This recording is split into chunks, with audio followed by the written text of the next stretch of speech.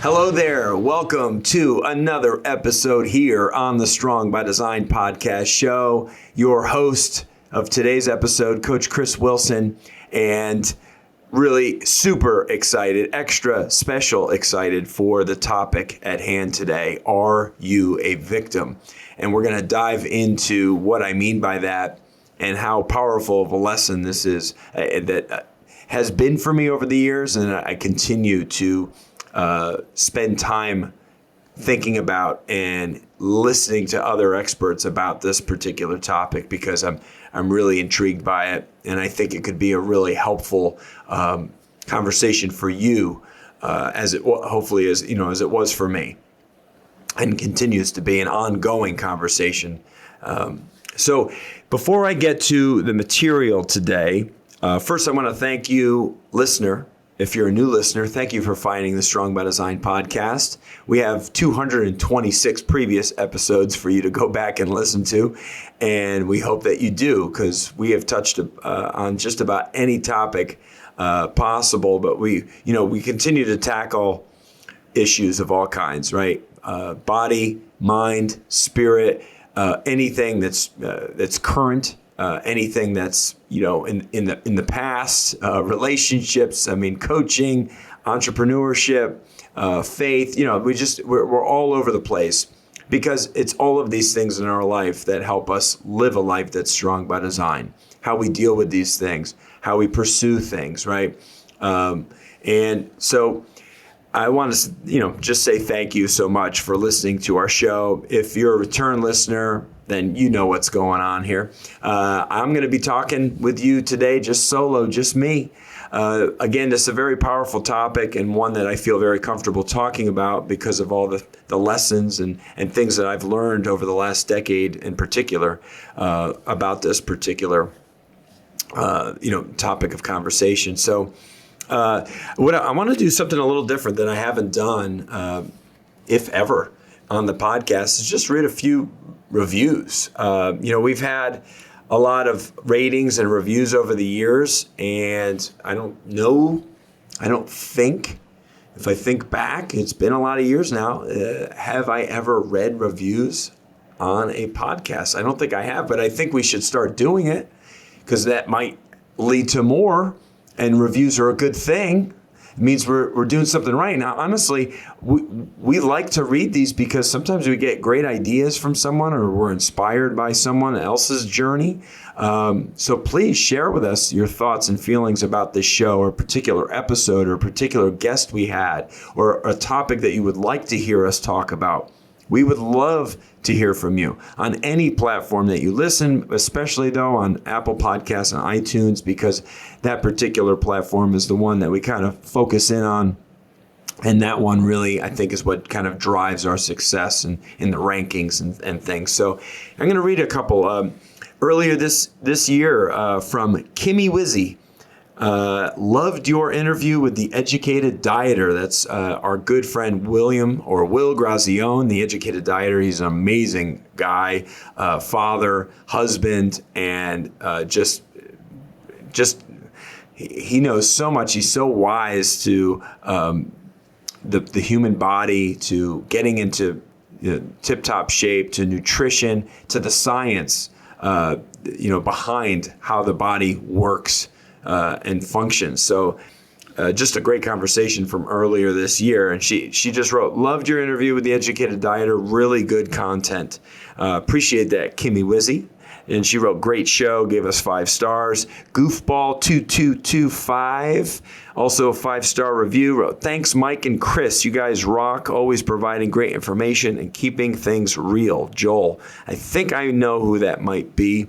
An old friend of Mike's or is actually a husband of an old friend of ours from growing up that started listening to our podcast. So Joel, awesome. Thank you so much for listening to our show. We will continue to make great episodes for you. And then here's another one, JJC Castaneda. Great. It's a 5-star. It says overcoming adversity. Great podcast, deep and down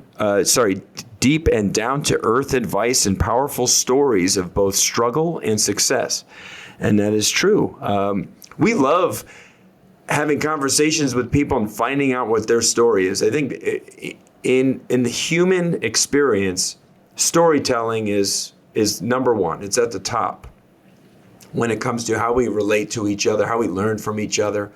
And so I love when people share their story, their personal story, their journey in life, the things that were terribly challenging for them, or absolutely where they were, triumphant in something. It's really, really fun. And I try to focus on that a lot in the beginning. If you listen to past episodes where I've hosted, where I personally want to get to know the people that I'm talking with, get to know their history, their childhood, maybe their earlier experiences prior to whatever success that they're currently having.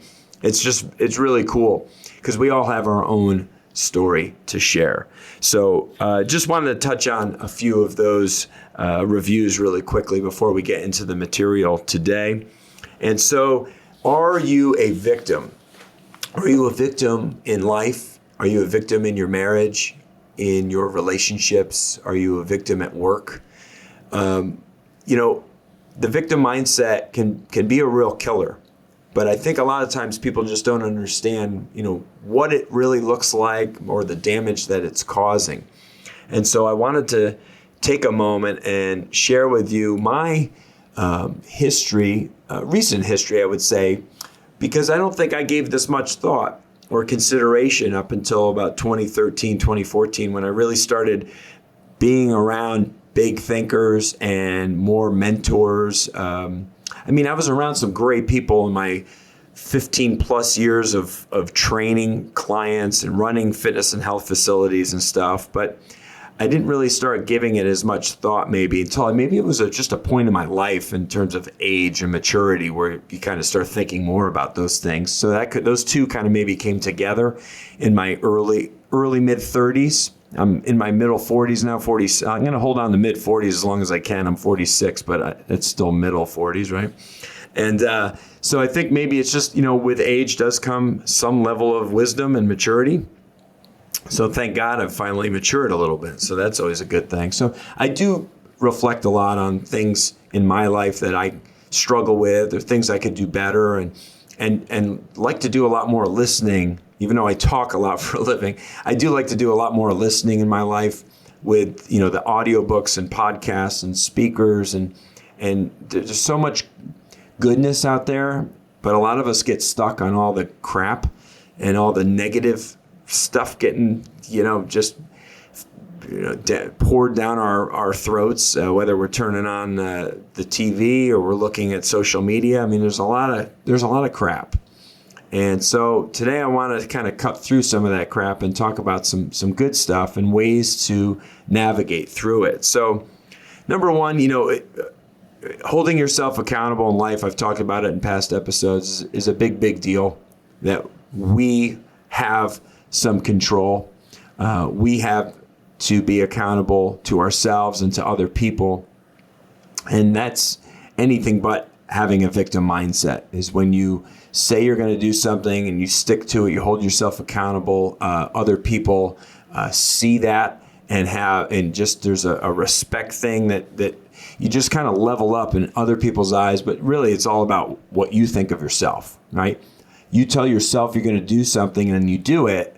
It's just like a little win subconsciously. And the more you do that and the more you pile those up, it's just you have more of a winner's mindset than a loser's mindset or a victim's mindset. So having people that you trust as well that hold you accountable. And I'm not going to say that that's just friends, right? Sometimes it's not just friends that we need to lean on for accountability. Oftentimes it's somebody that's maybe not so much a friend. It's somebody that we know, but it's somebody that we respect. And maybe there's not that intimate relationship there, which can sometimes cloud the ability to be held accountable by somebody. I think sometimes when you have that mentor or coach and you see them as that, they're on maybe like just a different level than you, a slightly higher tier, and that's why you're going to them for mentorship and coaching. For them to hold you accountable, that helps you raise your standard, right? Rather than just always, relying on the people at your level, your friends, maybe longtime friends, and maybe they're dealing with their own crap. So it's good to go to somebody that's maybe just, maybe a little bit older, a little bit, wiser. They've made those mistakes already, and they can, help you not make them. So that's something to be looking for in mentorship or coaching. Okay. Ultimately, I think what's a very helpful thing and healthy thing is to get over yourself and your past. And I'm not saying to forget your past, but to be able to forgive yourself for your past and not just be living with heavy regret on your heart. I think that could be extremely painful and taxing, and can really rob you of living and enjoying the moment, enjoying life when you're just constantly stuck on your past and your past failings. So it's kind of the words like, I've never been good at this thing, or I've always been late. I've never been able to gain muscle. I've always hated I've always been a bad reader. It's kind of like, it's the adjectives, it's the words that we're using, right? So a lot of times too, it's like people will say the maybes and the I'll tries rather than the I cans, I wills, I must. And digging even a little deeper, and we've talked about this, I know, several times on the podcast, is about finding what your why is when you make something important in your life for change, typically, right? So if everything's fine and whatever, then no one feels a pull to improve, right? If everything's just going your way, I guess. But typically in life, everything's not going just fine. And we have areas of struggle, and we have things that we would like to improve or fix in our life, right? And we need to be able to attach a strong and powerful why to change. Why do you want to lose weight? How much weight exactly do you want to lose, and why? And get to a deeper why, not just because I just want to look better. Do you want to lose weight because it would help you be healthier, and in being healthier, you'll live longer, and by living longer, you will be able to see your children grow older and maybe have kids of their own, and so kind of keep going down that road of why as far as you possibly can until you get to the point where you're like, wow, that one thing is so important to me because it gives me all of this. And so be very clear on that. I do have a tendency to write down and create a lot of bullet points for myself because there's so much that I want to say sometimes, and it's hard when it's just off the cuff, just to come up with all this stuff. So I think this is very, very important. As we go through life, as we change, we have to focus on the moment that we're in, the chapter of the book that we're in. Not the past chapters, not the chapters that are coming up, the chapter that we're currently reading, right? So and the reason I say this is because it's applying it to how you used to see yourself versus how you currently see yourself or how you should be seeing yourself. It's establishing that you have some type of control in the moment, in the day. You have decisions that you can make that will impact how the rest of that day goes, how your interactions with others go, how, business dealings go, how your health goes, how your relationships with your kids and your wife or your spouse go, right? You have to separate yourself from whatever the crap from the past, the things that you failed at, that you were not good at and struggled in, and start to talk and see yourself in a new way. I mean, that's how we change. It's a belief in ourselves. It all starts between the ears, folks. It all starts between the ears. I talk about this all the time I coach baseball. I've been coaching my son's baseball for years and years. I absolutely love it. Any parent that I've ever coached their kid knows that I'm very passionate. I'm the loudest coach on the field most times. I don't ever shut my mouth. I typically don't have much of a good voice the following day after a game, but it all comes from a place of passion, enthusiasm, and a desire, a very strong desire to see these young boys play their very best and not make the same mistakes over and over again. And I know it's just baseball, it's just a sports analogy, but it applies to life, okay? So your actions today dictate who you are, who you're becoming, okay? Not your past. That brings me to the next part. Dealing with uncomfortable moments in life, which help us change. We have to go through them, okay? If everything was just fine all the time, what's going to encourage us for change, right? What's going to, there's no the path to success is not just a long, flat, perfect road, right? It's a zigzag. It's mountains and valleys and lots of things to trip you up along the way. That's just life, okay? But there's going to be moments in your life where you're uncomfortable and have to be able to deal with those uncomfortable moments. Having those hard talks with people that you should probably be listening to, even when you don't want to have those hard talks. Okay, it's healthy. This is how we grow. This is how we get better. These are necessary confrontations, whether that's at the workplace, with our boss, with our supervisor, with our coworker, at home, with our spouse. That's probably the area where I struggle most is, I love my wife so much, and I know she feels the same for me. But we're in this season of, with young children, a 10-year-old son and almost 7-year-old daughter. And this is a very, it's a challenging point to be in a relationship, to be parents, but we're both in it for all the right reasons, right? We want to stay together. We want to be there for our children. We love our family more than anything, right? But it's hard. It's very hard. And sometimes those hard conversations that need to come out, you'll hold back from having them just because you're like, it's just one more tough conversation to have after 9:00 at night once the kids are asleep. And I don't know that I have the energy for it right now. And I've been that guy so many times. And you just got to do it though. Because what are you going to do? Just not have that conversation ever?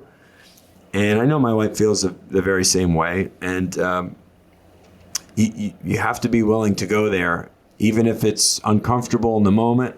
You have to get things out in the open and air things out. And I need to do a better job of it. I would say I give myself probably like a D in that area. Definitely working on that. I think I'm much better in the workplace at having those difficult conversations. And, but I definitely can do better personally when I'm at home. So, what are some simple strategies? I've talked about a lot of things here, okay? I've given you a lot of things to think about, okay, from personal experience. What are some simple strategies, some tools that I can provide for you right now to help you get out of the victim mindset, to help you start to, live with this improved sense of yourself? Using the right words, this better belief system in yourself, the I can, I must, I will type thoughts, not the I suck, I stink, I never did, I never could. These are victim-like thoughts, and we need to escape from those, and we need to correct ourselves when we go there, because trust me, we all go there. Anyone who seems like they've conquered the world still goes there mentally. They just have set up a lot of good cues and things in their life to correct them, like autocorrect, okay? So I want to just share with you some of the things that I thought were pretty important, okay? Write things down, okay? I think it's so encouraging. I mean, I know it was huge for me last year when I lost 25 pounds mostly of fat that I did not need on my body. Okay. A few pounds have come back, but I learned so much because all I did was track and log what I was doing. And it really came down to food. I've always been a guy who works out and loves exercise and being strong and stuff. So that's easy for me. That's been my life for better part of 35 years. It was the food. I overeat, even healthy foods. I just have a huge appetite, and that was my killer. It was just overconsumption of calories and not knowing how many calories are in my food. So what did I do to fix that problem? I logged it. I wrote it down. I could see with my own eyes exactly what was going in my body, give or take a few calories, and make better decisions. You can do the same thing with this victim mindset issue here is write down things that maybe you need, maybe words from somebody that really lifts you up, like an Eric Thomas, the hip hop preacher, right? Or a Les Brown, right? Or a Tony Robbins, or one of my favorites who wrote Kingdom Man, Tony Evans, my man Frank Turek, who I absolutely love. Just so many. I could go on and on and on. The list is lengthy with people like this, but people that really can kind of just change your whole mood, your whole perception, your whole view in just a few sentences. I know for me, those men do that. And I'm just like super inspired and like ready to like throw away all that victim mindset crap as soon as I hear, what these men have to say. So that's a huge part of it too. I just kind of paired that with my writing things down. Okay. But put these little quotes or little sayings in maybe key locations, Post-it notes or something in your car, something at your desk, print it out on your computer and post it on your door that you walk past every day. Anything like that can help. It's little tweaks like this that can really move the needle for us. Okay. Another thing would be having a trusted mentor and not necessarily a friend, as I alluded to earlier in this podcast.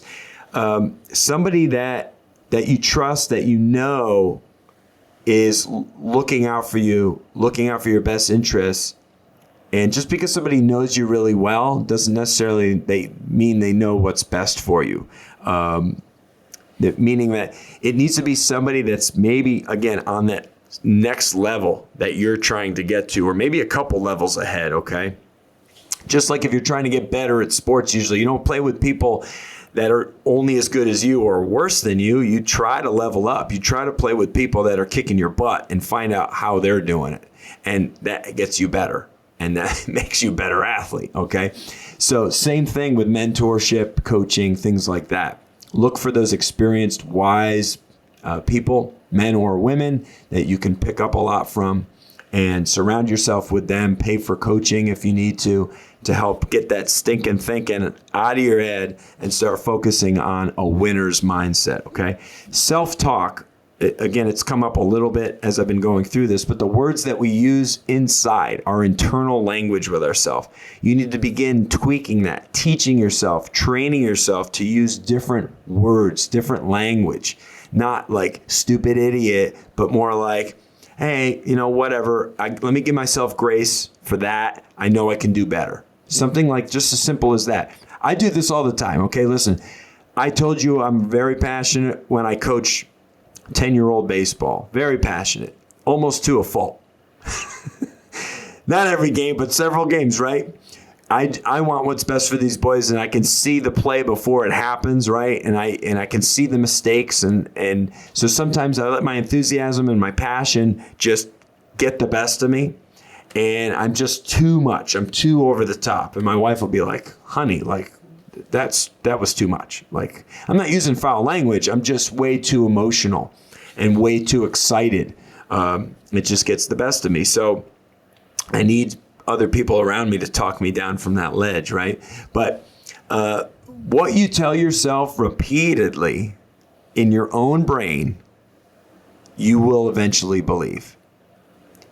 If you tell yourself, I suck, I stink, I'm not good enough, no way I can do this, that's going to become your reality. if there's nothing else you get out of this podcast, you need to focus right here. Get rid of those words. Use new language. You got to support yourself. You got to be your own best friend. Your thought in your head needs to be, I can do this. I'll do it better next time. Not a big deal. I can get past this. I will. I must. I can. Those are the words. That's the type of language we need. We can't call ourselves names. We got to build ourselves up. Okay. Lastly, start your day and end your day in gratitude. I've been doing this for a very, very long time. It's kind of like a Gary Vee thing, but he wasn't the first guy to come up with this, okay? Gratitudes existed long before Gary Vee, but he does talk about it a lot, and I believe, I hear him when he says it, and I'm 100% on board with it, even though he drops a lot of F-bombs when he talks about it. But I tell myself lots of good things in the beginning of my day. I try to fill myself with music that's uplifting, words that are inspiring, podcasts, audiobooks, things like that at the start of my day, prayer on my knees. But I think one of the biggest things is it really helps with sleeping. People struggle with sleep, and they struggle with having a good night's sleep and being able to unplug and just have a restful night of sleep. And I'll tell you, the thing that's worked for me for a very long time, I think I've always been a pretty good sleeper, a pretty heavy sleeper, but I fall asleep very quickly. Within minutes, I lay down and I'm out. And I know this because I've been wearing a smartwatch for years, and I know what time I lay down. And that thing is like within minutes of me laying down, I am asleep. And you know why? It's because I count my blessings and I thank God for all of the amazing people in my life. Now I'm going to get all emotional. I thank God for all the amazing people that I am blessed to have in my life, for the people that I've lost in my life that are waiting for me, for my children, for my wife, for my life. And when you're grateful for all that you've been given, for all that you have, it washes away the crap very, very quickly. And that's how I fall asleep. After I say how grateful and thankful I am, I recite some scripture in my head that I love, that is in my heart, and I'm asleep. And it's a great, very restful, peaceful night's sleep. I don't wake up with thinking about stuff. I allow myself to disconnect and unplug, because so many of us cannot. We go to sleep with anxiety and stress, and it's not worth it. You cannot do anything when you're horizontal. And I'm not trying to be funny. When you're trying to sleep, you need sleep. That's it. We're designed for rest. We need to rest, okay, if we want the most out of our bodies every day. So I'm going to leave you with that message of gratitude. Be grateful before you go to bed, and be grateful when you wake up and put 2 feet on the ground and you have another day to live this life and to affect the people in your life. Okay. So those are my words of wisdom for overcoming the victim mindset. I hope that something that I said today touched you and will help move you in a better direction. These are things that work for me, and I know they can work for you as well. Coach Chris, I really enjoyed this conversation. I told you I was just super excited about it, and it's been really terrific. I love doing this. I love helping people. I love encouraging people. It's why I'm on this planet, I think. That's why I exist. And it's very powerful to be able to live your purpose. And I hope you find that in your life.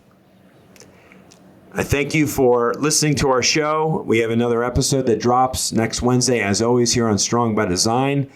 Coach Chris, I love you. Leave a rating and a review anywhere where you listen to this podcast. I'd be grateful for it. And I will be reading more of these in the coming episodes.